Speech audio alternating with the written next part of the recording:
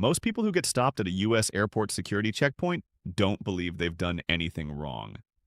They packed the way they usually pack.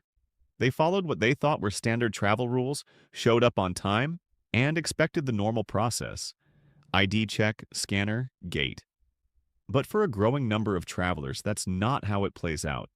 Instead, they're pulled aside for secondary screening. Their bags are opened. Officers start removing items one by one. Sometimes those items are taken immediately. In more serious situations, travelers can face long delays, civil penalties, or have notations added to federal travel systems that may affect future trips. What makes this so frustrating is that many of these people were not carrying anything obviously illegal. In many cases, they had ordinary items in their bags, the same kinds of things millions of people travel with every day. What has changed is not always the item itself, but how airport enforcement inside the United States is being applied as we move through 2026. Across the country, screening has become more standardized. The technology used by airport agencies has become far more precise, and officers are paying closer attention to categories of items that might have slipped through years ago. Some of these shifts are connected to stricter enforcement patterns that became more noticeable around March 2026. Others are long-standing rules that are simply being enforced more consistently now. Either way, the outcome is the same. Travelers who are unaware of the details are getting caught off guard every day.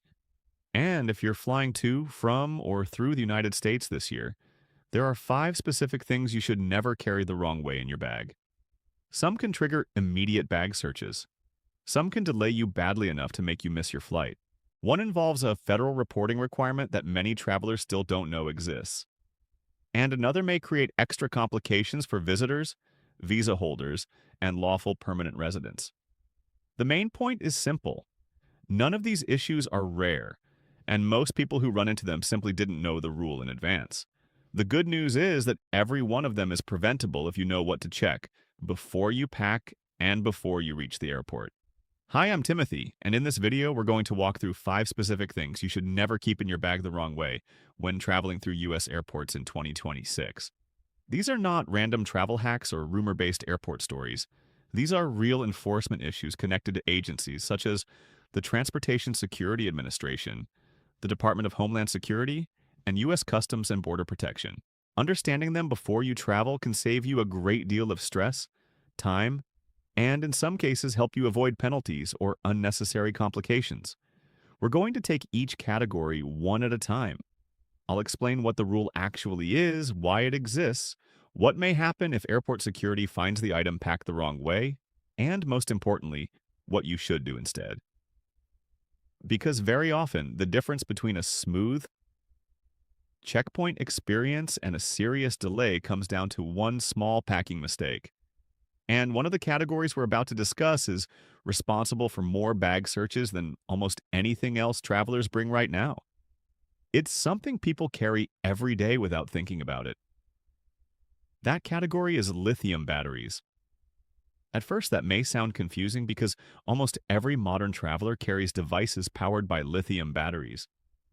Your phone has one. Your laptop has one. Your tablet, camera, wireless earbuds, and smartwatch probably do too. Those everyday electronics are not the problem by themselves. The issue is spare or loose lithium batteries, especially batteries not installed inside a device. That includes power banks, external battery packs, loose camera batteries, removable e-cigarette batteries, and spare batteries kept in side pockets or pouches. This is the area where TSA officers are stopping people much more often than before. The basic rule has been around for years, but enforcement has become much more consistent. Loose lithium batteries are generally not allowed in checked luggage. If you put them inside a checked suitcase, TSA may open the bag, remove the items, and in some cases confiscate them if they are considered a fire risk. The reason is safety. The Federal Aviation Administration has repeatedly warned that lithium battery fires are a serious in-flight hazard. If a loose battery overheats, short circuits, or is damaged in the cargo hold, it can create a much more dangerous situation than if that same battery were in the cabin, where it can be identified quickly. That is why spare lithium batteries and power banks must usually travel in your carry-on, not in checked baggage. There is also a power limit many travelers don't realize exists. Most standard consumer electronics fall under 100 watt-hours and are generally allowed. Batteries in the 100 to 160 watt-hour range may require airline approval. Anything above that is typically not allowed on passenger flights at all. Power banks cause a lot of confusion because people treat them like harmless chargers. Under TSA rules, most power banks are treated the same way as spare lithium batteries. They belong in your carry-on. A very practical step before your trip is to open your checked suitcase and remove any battery that is loose, removable, or stored separately from a device. Put those items in your carry-on and, if possible, keep them in protective cases or original packaging so the terminals do not touch coins, keys, or metal objects. That one change can prevent a bag search and a significant delay. The second category is powders and granular substances. This is another area where enforcement has become much more predictable and much stricter from the traveler's point of view. TSA has been applying what many travelers call the powder rule more consistently across major airports. In simple terms, if you are carrying a powder-like substance in your carry-on bag and the quantity is more than 12 ounces or about 350 milliliters, you may be asked to remove it and place it in a separate bin for screening. If the item cannot be easily identified by the X-ray system, TSA may conduct additional testing. In some situations, the item may not be allowed through if officers cannot verify it quickly. The reason this catches people by surprise is that powders show up in many completely ordinary travel situations. It could be protein powder, powdered vitamins, baby formula, powdered drink mix, coffee, spices, cosmetic powders, or even something like sand or other granular souvenirs.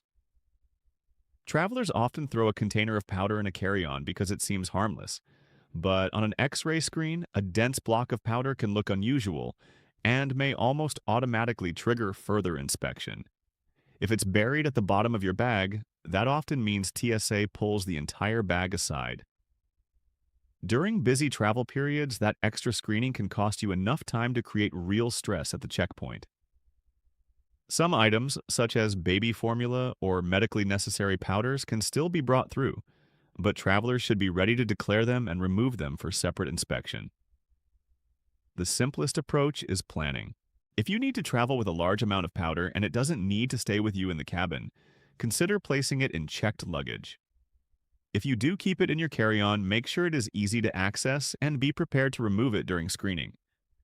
What you should avoid is stuffing a large unidentified powder container into the middle of a carry-on and hoping no one notices. That is exactly the kind of thing that leads to delays. The third category is cash and monetary instruments when traveling internationally. This is where airport issues can move beyond inconvenience and into serious legal territory. If you are entering or leaving the United States with $10,000 or more in currency or certain financial instruments, federal law generally requires that you declare it to U.S. Customs and Border Protection. A lot of people hear this and assume that carrying more than $10,000 must be illegal. It is not. The law does not ban carrying that amount. The requirement is about reporting it accurately. The trouble starts when travelers fail to declare it, or when officers believe someone is trying to avoid the reporting rule by splitting the money between multiple people or concealing it in a way that looks deliberate. This is one of the most misunderstood rules in international travel. Enforcement technology in 2026 is much more advanced than many people realize. Customs officers are using better screening tools, better data analysis, and more coordinated systems to identify patterns that suggest undeclared money or attempts to evade reporting requirements. If someone is carrying a large amount of cash and does not report it when required, the money can be seized and the traveler may face major penalties. For people traveling on visas or with green cards, this type of issue can create extra complications because any federal financial violation at the border may lead to more detailed questions and long-term travel consequences. The process for staying compliant is usually simple. If you are traveling internationally with $10,000 or more, declare it honestly through the proper forms and instructions provided by customs officials. In most cases, declaring it does not mean losing it. It generally means the transaction is documented and the officer may ask where the money came from and what it is for. The safest rule is simple. If you are carrying that much or more, Declare it accurately. The fourth category is food and agricultural items. This one surprises many travelers because they are often carrying these things for very personal or cultural reasons. The United States has strict agricultural import rules designed to protect farming, livestock, and natural ecosystems from pests and disease. Those rules are enforced by Customs and Border Protection, together with agricultural inspection authorities. In recent years, and especially in 2026, enforcement has become more consistent because more airports are using specialized inspection teams, detection dogs, and better scanning systems. That means items that once might have passed unnoticed are now being stopped much more often.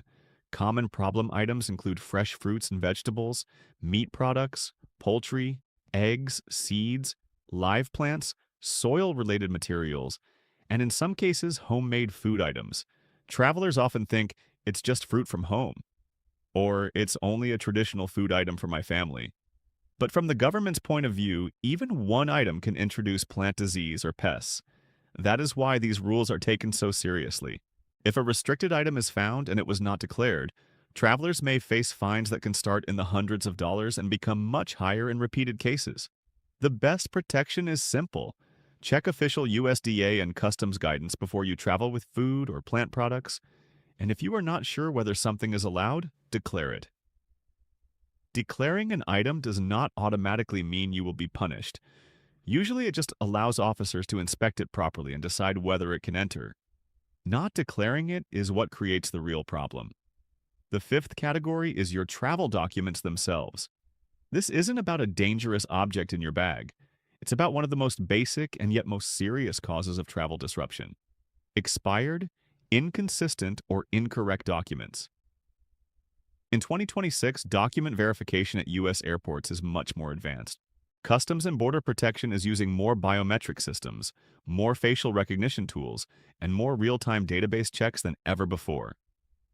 These systems compare what is in your hand with what is already in government databases. When everything matches, the process can be very fast. When it doesn't, problems appear immediately.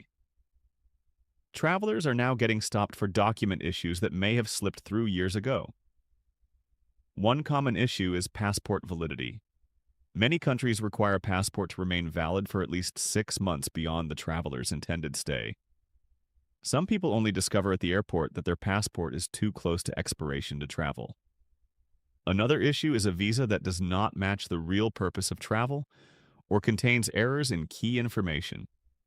Even small mismatches in names, dates, or categories can trigger additional questioning and secondary inspection. Green card holders also need to pay close attention to the physical expiration date on the card. Even though lawful permanent resident status does not disappear simply because a card expires, the document itself is still the proof you rely on when re-entering the United States. Travelers with expired green cards may face long delays while their status is verified.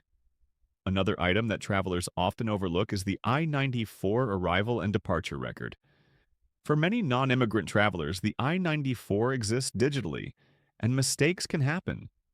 If your online record contains the wrong entry date or admitted until date, that discrepancy can create stress later if you do not catch it early. The safest habit before any international trip is a full document check. Review your passport expiration date, your visa category and expiration, your green card if you have one, and your I-94 record if it applies to you. A few minutes of checking before you leave home can save hours of trouble at the airport. When you look at all 5 of these issues together, a larger pattern becomes clear. Air travel in the United States is becoming more technology-driven, more data-connected, and more precise. TSA, CBP, and other federal agencies are using better tools to identify risk before a plane takes off and before a traveler reaches a final destination. Programs such as TSA PreCheck and Global Entry may make travel easier for approved passengers, but they also reflect a system where screening and vetting are increasingly tied to broader data checks. The system is designed to identify genuine risks while allowing ordinary travelers to move efficiently. For passengers, though, this means preparation matters more than it used to. Small mistakes that once might have passed quietly are now much more likely to be noticed. So before your next trip involving the United States, double check these 5 things. First, do not place loose lithium batteries, power banks, or spare battery packs in checked baggage. Keep them in your carry-on, protected properly. Second, be careful with powders and granular materials in your carry-on. If they are large in quantity, be ready to remove them for separate screening or consider placing them in checked baggage. Third, if you are traveling internationally with $10,000 or more in currency or monetary instruments, declare it honestly and completely. Fourth, do not bring food, agricultural items, or plant materials from abroad without checking the rules first and declaring them when required. Fifth, review your passport, visa, green card, and I-94 or other travel records before leaving home to make sure everything is valid and consistent. None of these problems are rare, but almost all of them are preventable. Most travelers who get delayed, searched, or penalized are not trying to violate the rules. They simply don't know the details. A few careful checks before leaving home can save you hours of frustration, missed flights, confiscated items, or much more serious complications. If this information helped you, consider sharing it with someone who travels frequently to or from the United States. And if you want to stay informed about travel policy changes, immigration-related updates, and airport screening rules that affect visa holders, permanent residents, and international travelers, be sure to subscribe to U.S. Updates Hub and turn on notifications so you don't miss future updates. You can also check the official resources mentioned in this discussion, including the TSA website, the CBP site, and the official portal for I-94 records. A small amount of preparation goes a long way in today's airport environment. Travel carefully, travel smart, and I'll see you in the next update.